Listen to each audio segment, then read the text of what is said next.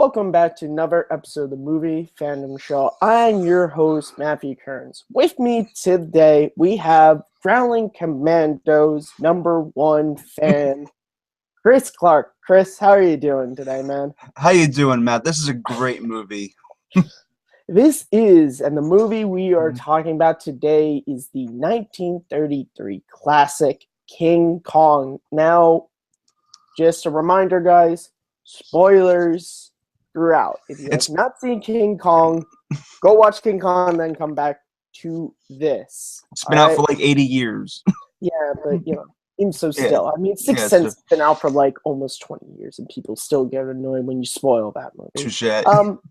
All right. So, Chris, we already talked about the film. We're going to be talking about King Kong. Now, I'm going to ask you, can you remember the first time you saw this movie? Because I know this is one of your favorites. This is actually a very important story. When I was like 5 years old, Toy Story had just come out. And I was, this makes sense. I was very excited for my 5th birthday to get a Mr. Potato Head doll. Yeah, so it's McDonald's. It's a birthday party at McDonald's. I get 2 packages from my dad. One is the Mr. Potato Head doll, but the other is a VHS tape. And when I pressed it, it started to growl. Now, I've seen this one. This was back when it was like the 60th anniversary of Kong. So I opened it up, and it was the King Kong VHS tape. And my dad took me home, and we watched it together. And after I watched Kong for the first time with my dad, I was never the same. Kong made me want to be the filmmaker I am today. And the way that they cut the picture, the effects that they used in the picture, everything about that movie just inspired me to no end as a child. And actually, as the years progressed, my dad and me, in like circa 2003, that's when the King Kong remake was 2005 it came out. Yeah, but it was announced in 2003, and we were watching each week the production diaries that Peter Jackson. I've heard about this, yeah. Peter Jackson put on his website every week, so I would go to his work and we would watch them every week. Sadly, in November of 2005, like a month before the film came out, he went into the hospital. And then he had problems with his heart. And then when I went into the hospital, then in about December of 2005, when it came out, the 15th, he was still in the hospital when we went to go see it. And I used his tickets, and I went with my cousins. So the movie was great, and we were so excited to see the remake of Kong 2005. And he passed away on December 17th, 2 days after it came out. So Kong, not just this movie, but Kong in general, means so much to me that it kind of superseded the movie itself and the franchise. It's just Kong itself is very special to me in particular. But this movie is also very special, and you're going to love it if you've never seen it before. Well, man, first I gotta say I'm very sorry for the loss of your father, but it's great that you have you know that it's a connection. Yep, it's a connection, and that's the amazing thing about movies is that they can do that. For me, I don't remember exactly the first time I saw it. It was definitely one of those movies that I was told to see. I saw the Peter Jackson one first, just because fantastic. That was new. It is very good. It's a little bit too long. It's long. A little bit too long is the problem. But yeah, and I saw this, and I remember. I mean, this is a movie I had to watch multiple times before I really appreciated it. Now I do. And watching it this morning. Something I picked up on, and it's just because, and if someone ever brings this movie on, I'll be so happy. I couldn't help but notice the similarities to Jaws. There are so many. Yep, I will get into that. You start the movie off with these characters, and you don't know about the monster. Even when you get to the island, you just hear about this monster that there's this giant wall erected to, and then the monster shows up, and then it goes away for a bit, and then you're still with the characters. But then once the next time the monster comes, it's all hell breaks loose. And I couldn't help but shake down and just like, God, Steven Spielberg, you definitely watched King Kong before doing this. Yes. So let's just get into the movie. Chris, I'm gonna let you. You are probably more of a Kong expert than I am, so I'll let you lead this conversation All for right. this episode. Let's just. I'm gonna actually. I have right here to cut down on time because there's a lot to talk about. The first 30 minutes of the movie really are just setup, like, and it really Yeah, goes by really, really quickly. Like 19 minutes, not even 20 minutes into the movie, they're on the boat already. yeah. Yeah.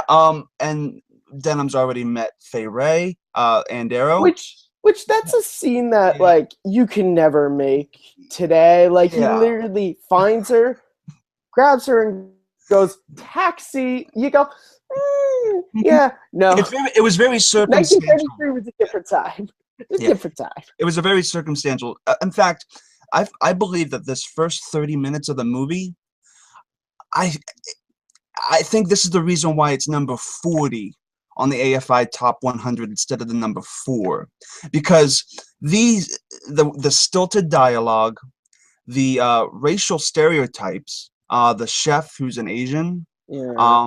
yeah, some cringy like acting, all of this stuff kind of detracts from the movie a bit.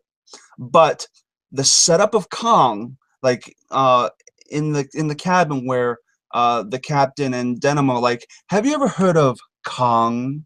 And that's the first time, as you said in Jaws, where you kind of get a hint that something's not right. Something is coming up, and you get this build up and build up and build up, and then I don't know if you noticed this, but after the credits, there's no music at all until they reach the island.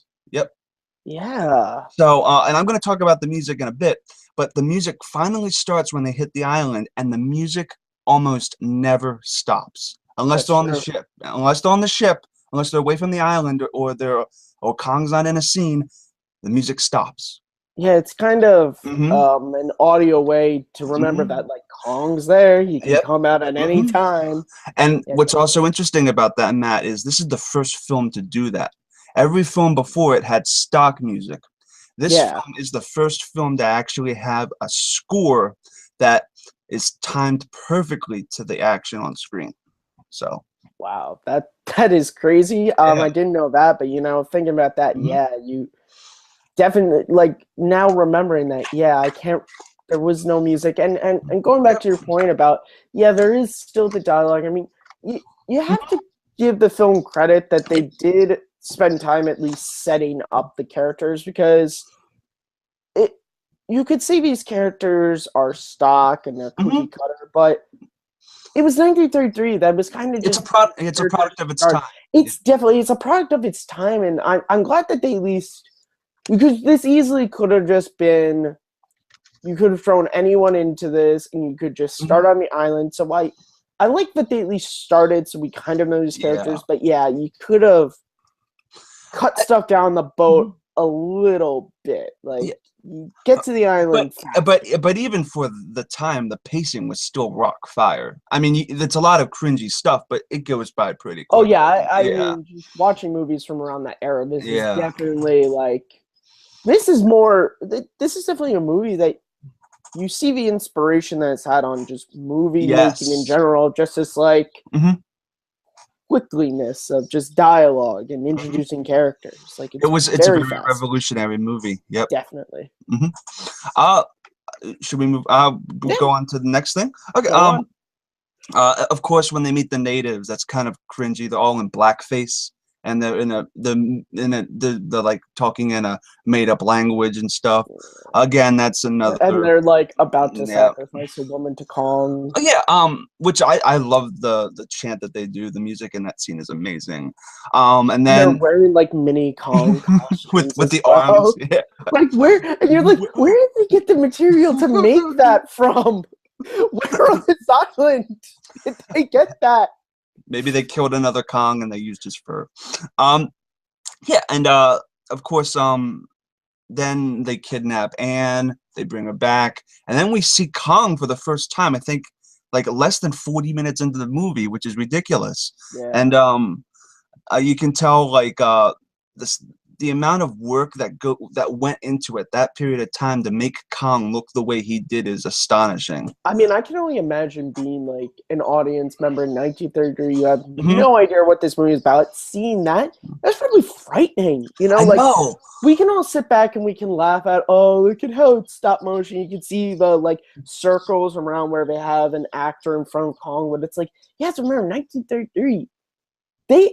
This didn't exist. Like effects like this really weren't used. It was probably frightening to see this stuff. They actually invented stuff. I'll get into that. They invented effects to actually bring some of these. It's very similar to ILM when they did Star Wars. Where They had to build a lot of the stuff to make Star Wars. Same here. Yeah, they had to. Yeah, again, if there was no Kong, there would be no Star Wars.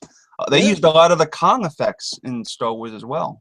Yeah, rotoscoping and rear projection and everything. Rear projection is another one. Yeah, Optical. I mean, it's insane, and it's So if you watch this movie and you've never seen it, don't laugh at the effects because you have to like, think about it at a time where it's like this is the first movie to attempt this stuff, and it still, I would say, keeping the mindset of it being from 1933, still looks good. It really does. Like fun fact, they actually had 3 Kong puppets that they would use to film scenes, to film each scene at the same time to save time, because 1 minute of film would probably be like, I think they estimated, I watched the documentary, they estimated like 1 minute of film would take like 100 or 60 hours to film.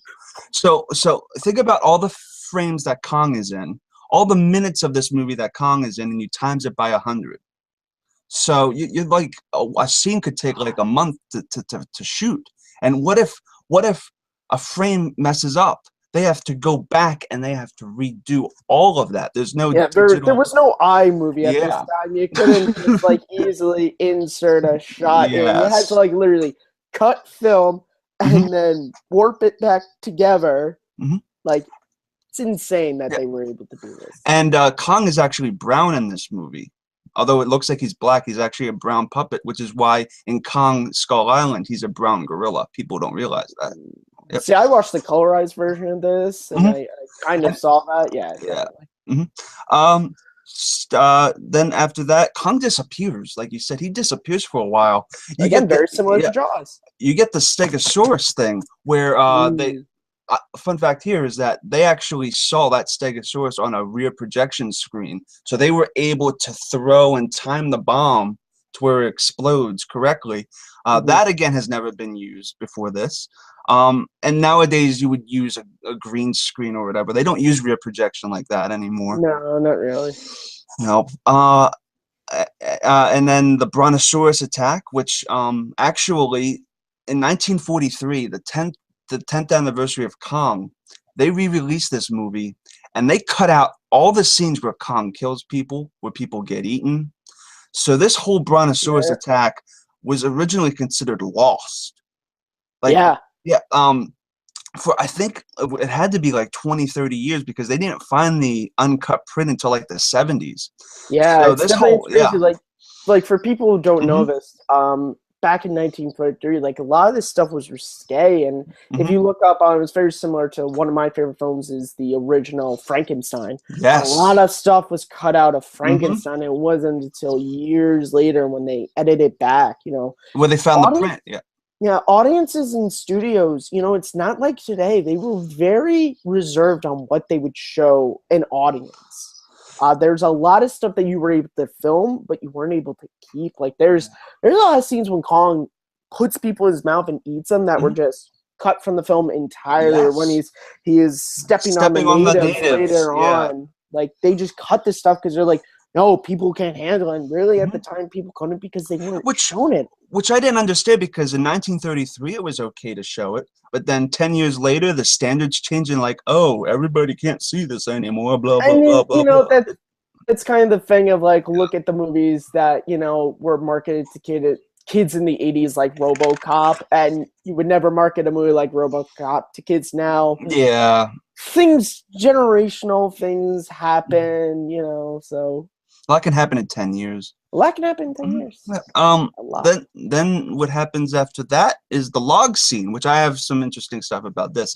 The log scene, there's a reason. Like when you watch the log scene, you're like, why don't they run back off the log when they see Kong? Why are they just standing there in fear as Kong is twisting the rock? They could easily get off.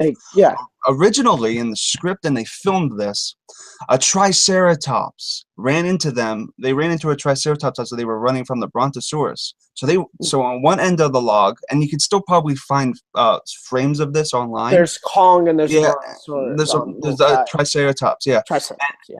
And the most legendary thing is after they fall from the log, when they hit the ground, that's a reshot. When you see the ragdolls hitting the ground and dying, and that's a reshoot. Originally, they fell into the log pit, and they were attacked by giant spiders, and they got eaten. And at the test screening, people were so freaked out by that they cut it. And that scene is one of the most legendary lost scenes in film history, and I really want to see that. And the crew that made remade it using. They didn't use any new techniques. They don't use what they had in the 30s. And they realized you can find it online. It's really amazing. And it's on the Blu-ray. It's amazing. And the making of that scene is on the Blu-ray as well. And they had to go through like 700 hours of footage, and if they nowadays, I think they said in the documentary that they were able to cut down on that technologically. Like if they messed up a frame, they could easily fix it. But other than that, what they did was impressive. I really want to. One day I hope to see that scene come to life again. All right, and then the T-Rex scene. Did you have anything else for the log scene? No. Yeah, let's move on to T-Rex, which is amazing. Fun fact about this scene was that sorry about this, Matt. It actually dude, this is great. This is what I love. Okay. And I really hope the watchers love it too. This scene was actually filmed for the test reel to get the film made as a pitch. By, again, we have to give credit to this. We haven't said his name. Willis O'Brien, who did the visual effects for this movie, deserved an Oscar, and I feel like he got robbed by not getting a special Oscar for this movie. One of the biggest upsets, I think, in cinematic history is him not getting an Oscar for this movie. This was the first scene filmed actually for the test reel and the first visual effects, and actually it went unchanged. The only thing that got changed was Fay Wray, because I think they casted somebody else. I don't remember, but and I feel like this scene is probably the most impressive scene in the movie, just for the time it was animated. Oh yeah, like Kong jumps on top of him, and they do a 360. You got like the T-Rex like chomping back at him, like it's just insane. I mean, and even little things like how many times Kong tries to rip the jaw. It's so realistic. But the T-Rex is able to break out, like, and then even afterwards, like, there's the moment that you're like, you don't really need it, but it's just. It reminds you that Kong is an animal that after he kills the T-Rex, when he just like lifts the jaw up a couple times to make sure he's dead, and you're like, well, you don't really need that, but it's just a reminder, like, he is an animal. An animal would make sure that his enemy is dead so he can go off and do whatever he's doing. And he even plays with it a little bit like a monkey would. And then the cave scene, after that was the pterodactyl stuff. Inside the cave, there's so much going on visually and optically. Well, there's the spider snake. I mean, the snake first, and then the pterodactyl. God, poor Fay Wray. Like, her character's just through the ringer. It's like, first she's with the ape, then there's a T-Rex, then there's a snake, then a pterodactyl. It's like, give the woman a break, Island. God. Another problem that the people have with this movie, she screams too much. Which she does. She does. She screams every other line. But you know what? Here's what I'm going to say. Yeah. Let's just say this. You've never seen these giant animals before. How calm would you be? That's just my argument. Listen, is it annoying? Yeah, but I know me. If I was being passed around from a giant ape to a T-Rex to a snake I would be freaking out too, all right? Having said that, it does get annoying. But you know what? That's what the mute button was created Yeah. for. But I mean, it's not as obnoxious as people would think it would be. Oh, I mean, it's kind of like yeah, Lex in Jurassic Park. She screams a lot, yeah, but it's not that annoying. It's like when she screams, it makes sense. yeah. It's not as annoying as the blonde-haired woman in Temple of Doom. I don't know if you ever seen the woman in Temple of Doom. We do She, not disrespect Temple of Doom in this house, all right? uh, Really, Scott is I fun. just, I just got blocked by Matt. Yes, no, it is very similar to Kate Capshaw's Yeah, you know performance, what I where mean. it's very. But you know what? That was probably again. That's a Spielberg movie. That's probably another inspiration. Yes. You know, of just Yeah, Jurassic Park. Even you can see the yeah, inspirations from Jurassic Jurassic Jaws and Park. Jurassic Park are the Yeah, two where I'm like Spielberg definitely watched King Kong. yeah. And you can even see Kong's inspiration in Return of the Jedi with the Rancor scene. Mm-hmm. Yep. Even with just how Yeah. they shot it with Yeah. the stop motion. Yeah. All right. After that is my favorite scene in the movie is the native rampage where Kong opens the gate and he That's the yeah big scene. yeah. Now that gate opening, this is where I wanted to say that this is where they invented some things. Him opening the gate there, they actually invented this optical printer where they actually shot the gate. They shot Kong, the animation of him opening the gate, and they digitally composited it into this big optical compressor projector thing that they invented, and they created that shot that shouldn't have been able to have been created in 1933. So just a little fun fact there. And then the whole native rampage got cut in the re-release, which Yeah, I don't know sucks. Yeah. why. It's That's weird. my. It's so good. Yeah. You would think that they would add more stuff and Yeah. then take like. But Yeah. again, Frankenstein, the exact that's the one I know I probably too much if about the original Frankenstein, but it's similar stuff like these movies that's like some stuff that was okay in the 30s wasn't okay in the 40s. Like it's just like you said, yeah. things change. Yep. I think in the re-release cut, he opens the gate, he like throws the box, and it collapses, and then they cut straight to the beach where he gets bombed and he goes to sleep. Yeah. Which he took a really long time to get knocked out. Like they threw the bomb, and it took like a minute and a half to like go to sleep. And you know what? This is the thing that I love about old movies, which is it's like, okay, so they knock out Kong and get that. And then the next shot is they're in New York City with him. Okay, how'd they get him to New York City? Like they kind of talk about he's on a raft, but it's like that's what I love about these old movies. They're just like, if we don't show it, people won't ask about it. Yes.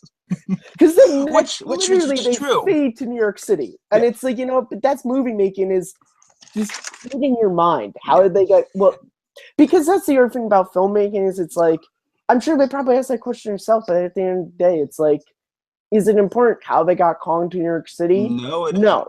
It's that they got Kong to New York City so that we could have. Which is a problem with the 1976 version. Have you ever seen the remake of that? No, I have not. I've heard about it. I've heard it's not actually that terrible. It's not terrible, but they actually spend like 40 minutes telling you the story of how Kong gets back to the island, which really kills the movie. You know, and it's like you're taking the mystery out of it. Which actually there was an actual alternative reason why they didn't show that. Also because of budget. But because Cooper, Marion C. Cooper, and Ernest, was it who was Cooper and Ernest Schultzak directed this movie, and they had plans for a sequel or a midquel where they would go and tell the adventures of Kong as with Denham, Fay Wray, and Bruce Cabot, about some adventures with Kong on their way to New York. So that was going to be a possible sequel. The which side never story, yeah. it's like the side Teenage story. Ninja Turtles Vacation to Europe side season. Like it's just before all that existed too. That would have been what do they call it? What is that like? What would even the title of that movie be? It's just like King Kong on the boat. Exactly. It was a stupid idea, but hey guys, you made an amazing movie, but I'm glad you didn't make that movie. And you'll notice that they never actually referred to him as King Kong in the movie. That transition was actually made after the fact when they changed the title from the Beast, Bibiani, to King Kong. So Yeah, well, yeah, because there is this sign that it's like King Kong, the eighth wonder yep, of the that's an world. But optical effect that didn't yeah, that didn't exist. So they made that after they actually changed the title, which well, I yeah, think because probably it was like the Beast, the eighth wonder of the world, or yeah, not. I Yeah, think it was either the Beast or the Eighth Wonder. I forget what the original title was yeah. off the top of my head, but it was one of those two. But All then right. we get to New York City, and of Yes. course they're on Broadway, and they're going to show the Beast, and we have Jack and Fay Ray. And the thing that I love most is they bring them out to show, oh, these are the people who kidnapped Kong, and you get this again. It's something just little I picked up, but it's like, hey, they're going to be married tomorrow. I'm like, are you freaking kidding me? They spent like how much time together? And they're all, Probably a month. again, I know it's 1933, but Yeah. you kidding me? Really? It's a Disney movie. I, Like, yeah. But it's, I guess it's the same like concept. It's like, hey, he saved her from the monster, so of course to get married. true love. What I also love to think about is what was the show that they were actually going to see? Where did the audience just pay tickets to sit there and watch Kong on the stage in chains, or was there like an actual show that Yeah, was supposed to like, happen? are they gonna like have Kong go like burn the rats? Like, is that because that's again that's all I can think of watching this again. Was just like I'm just thinking of young Frankenstein. Like, is Kong going to come out and tap dance? Because I it's know. weird. Like, I mean, you hear the guy, he's with his girlfriend or his wife, Mhm. where he's like, I'm glad you came because I paid $20 for these tickets. I'm like, okay, did you pay $20 to just look at a giant ape? Because Like, $20 really? in 1933 is like 200. Like For an ape? ridiculous. Does he, like, I would be Does he pissed. dance? Yeah, I'd be like, Yeah. he comes out in the chains, be like, cool. What does he What's next? do? Like, Yeah, that's one of the biggest mysteries in film. like, I'd be like, can I have my money back? That could be my family. It's 1933, $20. Like, come on, man. This is in That the is middle of like, the Great Depression. yeah, it's this is when my grandparents were like, my grandparents were born in 1928. So like, $20 was not something you threw around in that. But then Yeah. again, I guess this is like the one percenters in New York City are able to Yeah. throw money They could to probably stare throw at it. an ape. Mhm. That is one of those things where I'm like, okay, but then we get the news photographers come out and they're taking pictures, but then they start taking pictures of Fay Ray and Jack is Kong his doesn't like name. it. Kong doesn't like it because he thinks he's hacking and he Mhm. breaks from the chains because you know what? That's the thing people question. Like, okay, so he's in the chains the whole time, he's trying to break out. You know why he has to break out? Because then we wouldn't have an end of the movie. Yes. That's why. And again, a lot of stuff was cut there. Yes. The moment when he puts the guy in his mouth and he Mhm. grabs the woman, they think it's Fay Ray, and then he sees the Drops her. sign and he just throws her. We don't know what happens to her. That's so die. scary. That must have been so scary in I mean, in 1933. 1933 or whenever they ended up showing Yeah. it, that must have been frightening because you just hear her scream and you see like the lights of all the stuff, and you're like, Yeah. you never see her again. Which is also a really cool optical effect. Like how they Yeah. did that in 1933, I still don't know. And then we get, of course, Fay Ray and Jack in the apartment room, and I guess Jack fought. Yeah, I mean, okay, listen, fair enough. He grabs the chair because it's like the only thing he's got. Oh, that would have done so much damage, dude. That chair. I laughed so much that he like hits the chair, and then I don't even see the arm move, but then Jack just like passes out for a second, and I'm like, what happened, man? Like, I think he got punched in the face, but I don't. I think, remember. but I didn't see it. But yeah, then he gets back up. Of course, Fay Ray is taken, and they go to the top. Now this is where something was cut, which is interesting. Going up the Empire State Building. They actually, when he gets to the top of the hotel, he's actually at the top of the hotel after he captures her. Originally, there was a sequence that they couldn't film due to budget. That Kong was supposedly supposed to, and there's stills of this. Kong was leaping off of buildings back and forth until he would make it to the to the Empire State Building, but they had to cut that and they replaced it with a train sequence. Yeah, the train sequence. The train sequence, which is actually they did this for two reasons: for budget again, but also because Cooper's reel was 13 reels, and in 1933, a 13-reel movie was considered bad luck. So they Mhm. shot an extra reel of footage That just way, to bring it to make it 14. 14. So the train sequence is why this exists. And it's a great And it's a sequence, great actually. sequence. It adds so much to the rampage It because does. if you didn't have the train sequence, you would just have had Kong break out. He captures Fay Ray like right away. We didn't mention that Jack literally said, "Okay, let's hide Fay Ray somewhere. He's gonna come Yeah. after Fay Ray. Let's hide her in the hotel right next to the Mhm. theater that Kong broke out of." I mean, come on. It's Yeah. like, it's like hiding in a And let's closet in hide a her. horror movie. Yeah. Place killer's not going to find you. Yeah.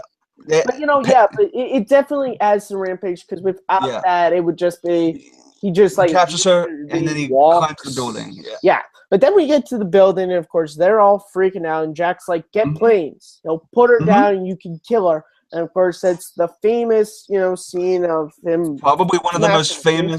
famous Scenes in finales. movies, Yeah. for And sure. it almost never happened.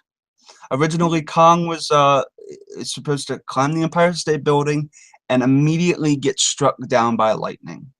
Oh, Isn't that stupid? interesting. Yeah. Yeah, that's kind of like Mhm. Jaws 2, where he just kind of gets hit by the lightning. It's Yeah. like, It's kind of it's fine, but anticlimactic. it's like it's not the ending of the first Jaws. Yeah. You know, So they brought in the planes, and how they animated this in 1933 I don't know. astonishes me. It's insane. Yeah, it's visually And this it's entire very, even sequence. now, it still is a very Mhm. exciting sequence. Like, you have to Mhm. put yourself in mindset, but it's exciting to see. And then, of course, Colin getting hit, and then the optical of him falling from the Yes. building and just landing. And then we get, again, and this is the other thing where, like, movies back in the day, there wasn't really much wrap up. It was kind of just Yeah, like, it just once the ended. movie is done, It was it's done. it was like Looney Tunes. It just ended. Yeah, he's dead, and Mhm. then the director comes, and he's just like, they're like, oh, the planes guy was like, no, it was Was Beastie that killed the beast. One of the most famous ending yeah. lines in movies, Mhm. and then roll Roll credits. credits, and That's it. you'll notice that during that entire finale is the only time where Kong is on screen and there's no music and it's just gunshots. So again, the score is so thematic and great for being actually the pioneering score of what we have today. Yeah, And yeah, Beauty Killed the Beast, one of the yeah, best definitely. lines. Yep. Yep. And you dug this, didn't you? Oh yeah, no, I dug this movie before. That's why Mhm. when you said you wanted to bring it on, I was very excited because this is a very good movie. I was happy to watch it again. I haven't seen it in about 2 years probably. But yeah, it's watching again. I It holds up. understand it does, and I understand why Mhm. it's a temple film in the history of filmmaking, not just in effects, just in filmmaking in general. You can see a lot of the score, effects, storytelling. It's very, Which not just. actually, I mentioned Spielberg a lot, but that's just because I watch mhm. a lot of he's the his tip movies. of But he's the tip of the iceberg. Like you can see King Kong's influence in a everywhere. lot of movies. In a lot of movies. Of course, the history of this series sort of the very next year they had a sequel, and Oh it yeah, they didn't rushed it do out, that well. and They it wasn't. It's rushed not it great. out. It's not great. No. And then, of course, you had, like you said, the 76 one and then the 2005 one. But this is one of those movies that's no matter how many sequels, prequels, remakes happen, it still stands the test of time for audiences. It still is a movie that film professors, Yeah, teachers, this is up there with. parents Yeah. still show their kids. I think for a good reason because it's a Mhm. very well made film. This I feel like is has to be up there when you talk about the greatest movies of all time with Citizen Kane and Casablanca. While Citizen Kane and Casablanca revolutionized film with its romantic themes. Mhm. Uh, Citizen Kane revolutionized Storytelling. and storytelling and editing, Yeah. and then Kong revolutionized effects, score, and sound effects, which I didn't also discuss, is the use of sound effects in this movie is also terrific. And I do want to give credit to the composer Max Steiner and the sound designer Murray Spivak, both of which are pioneers in their field. Yeah. Yeah, and this movie also deals with the theme of this week, Beauty and the Beast. Last Schmodown was Beauty and the Beast. Clever Matt. Clever Matt. So, Chris, do you Yep. have any final wrapping up thoughts on King Kong? This movie is the greatest movie of all time, in my opinion. I gave you why I think that is. And I think if anyone doesn't understand why Chris loves this movie, please go back to the beginning and just watch this whole video again. Yeah, this was actually a very, very great conversation, Matt, and I thank you for having me on. This was fantastic. No, thank you, Chris, for coming on. Really, this is, for you guys watching, this is what I want. If you think you know way too much about a movie, listen, I don't care, because I know way too much about a lot of movies. If someone ever brings Empire Strikes Back, Raiders of the Lost Ark, Jaws, Jurassic Park, I'm going to be like Chris was in this episode, where I'm going to be like, oh, so in this scene, there was this cut moment and this cut line. Like, this is what I love. My final wrapping up thoughts on King Kong is it's an amazing film. It's one of the tentpole films. It's definitely a movie that if I was a film professor, this would be one of the first films I would show my students because it's that good and it still holds up. If you've never seen King Kong, the original from 1933, go watch it. So what are your thoughts on King Kong? I would love to hear them. Put them in the comment section below on Take 3. But Chris, where can people find you? You can find me on Twitter at ChrisClark8788. You can also find me on YouTube at No Man's Land Entertainment. And we're in the process of making a web series based on the Batman villain, the Penguin. So more info on that soon. I know a lot about that. Actually, I'll be a PA on that. Yes. So, I will be working with you guys. And as always, you guys can find me right here hosting the Movie Fandom Show every other Wednesday on the Schmodown Reactions, like the one we just uploaded with Chris yesterday and the live show. But if that's not good enough for you, you can find me on Twitter at @Kerns_Matthew and my personal channel, MattMovies611. So I want to thank you guys for watching. Remind you to keep loving movies. Take care.